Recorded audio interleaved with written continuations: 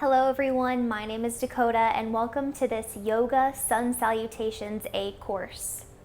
This course is great for starting your day or your week off to a great start. Now what you'll need for this course is either a yoga mat or a soft grounded surface. And optionally, yoga blocks. I love yoga blocks. They can be used to open the chest as well as aid in flexibility for some of those poses we will be doing throughout the course that may be a little challenging. Now, a question I often hear is, what are sun salutations? And to clear that up, sun salutations, or Surya Namaskara in Sanskrit, is a series of poses performed in a sequence to create a flow of movement. Now, they're traditionally used at the beginning of many classes to build up heat and flexibility in the body.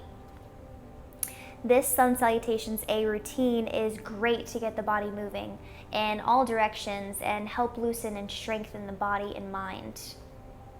This routine is an amazing way to start your day or workout. So that being said, let's hop on the mat and get started.